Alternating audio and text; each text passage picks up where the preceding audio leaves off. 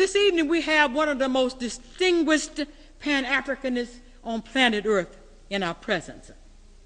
He comes in a timely moment. He comes to us directly from London by way of his home state of Jamaica. So I think that we need to, y'all been so tired tonight. Get up on your feet. Yes. Come on, let's rise with a steady beat. Come on up. Come up, get up on your feet. Come on. Rise with a steady beat. It's nation time. Nation time. Pan-nation time. Can you do it for me? Let me hear you say, nation time. Nation time. Nation time. Nation time.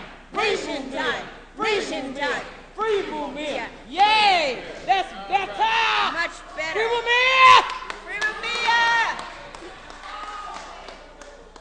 Our distinguished guest is not just a Pan-Africanist. He's what I call a Renaissance man. Yes. His work across the years crosses through theory, philosophy, history, science, women, studies on homosexuality, studies on our youth and what's happening with them in the age of the beast. We've been in the age of the beast, African people, for a mighty, mighty, mighty long time. 600 years is one day too long.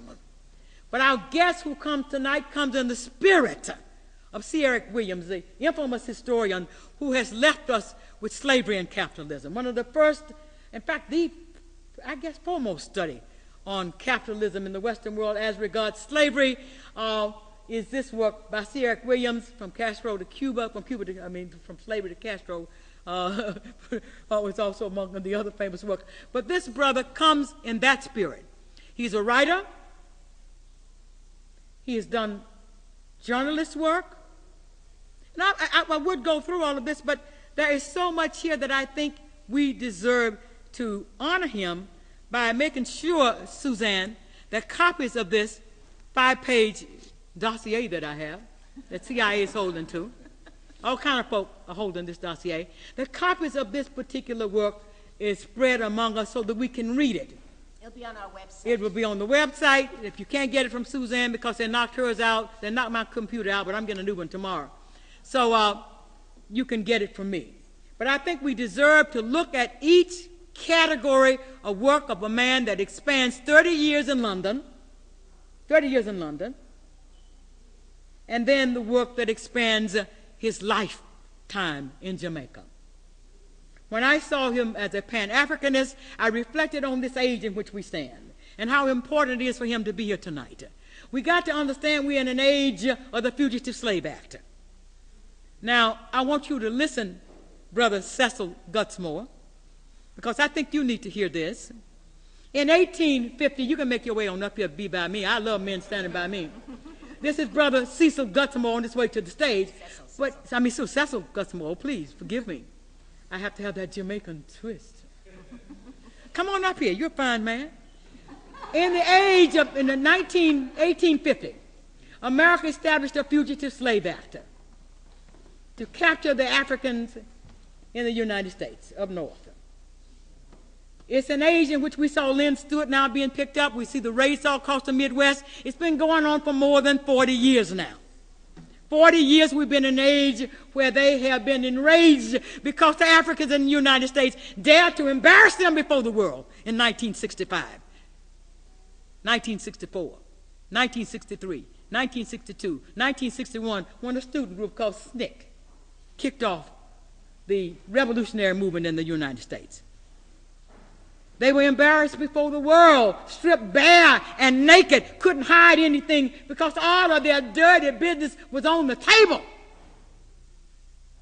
So they've been shooting people, killing people, jailing people, sending people to insane asylums, running people out of the country. It's been going for a mighty long time. And now they're coming down to a place where capitalism is falling in.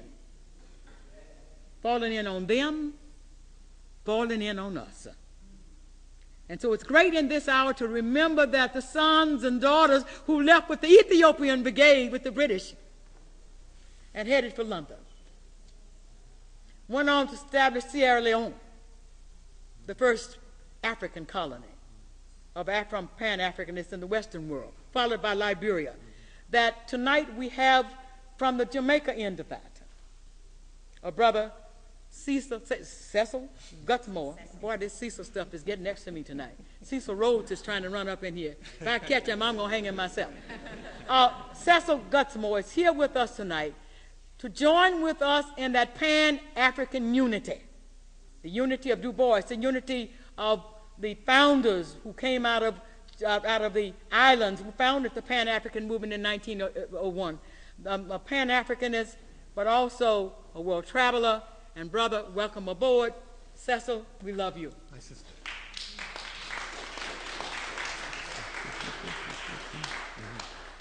What time is it, everybody? Nation time. Pan-nation time.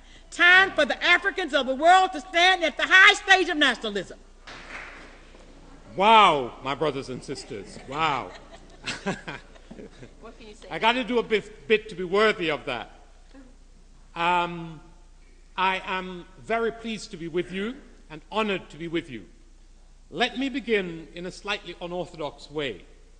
A very beautiful sister greeted me earlier today, and as she departed down that corridor, she said, "Thank you for being alive and free." And I say, there's a problem with that. No, not free. Freer than Mumia Abu Jamal, admittedly, but not free.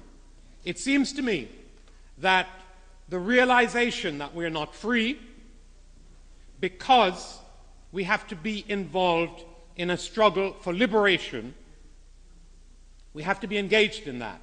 And that if we're not engaged in such a struggle, and therefore not fully aware that we are not free, we'll actually be actively complicit in the structure of oppression, the capitalism and imperialism that our sister just sensibly and lyrically mentioned. So the struggle is for freedom against real forces of oppression.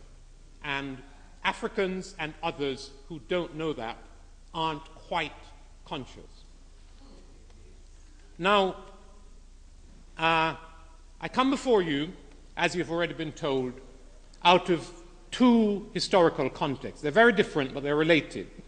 Jamaica and the United Kingdom. I spent the first more than a decade of my life in Jamaica, and then some 3+ decades in the UK, and then back in Jamaica. So I'm older than possibly I look. and those connections matter. Jamaica was once a colony of the United Kingdom, as was the US. You know that you won a battle for national liberation here, and that battle of national liberation, which had very grand ideals, nevertheless kept the African enslaved, nevertheless, not in the context of talking about the freedom of African, but talking about voting rights for the white people, quantified black people as 2/3 of a person. Not in relation, or 3/5, yeah, not in relation to our own rights, but to how to assess the votes that each state was entitled to. So this place, even as it talks very grandly about humanity and freedom, was engaged in our enslavement, and after that, even as it made boasts about its commitment to anti-colonialism, was busy seeking to colonize many places. You know that it sought to colonize Cuba.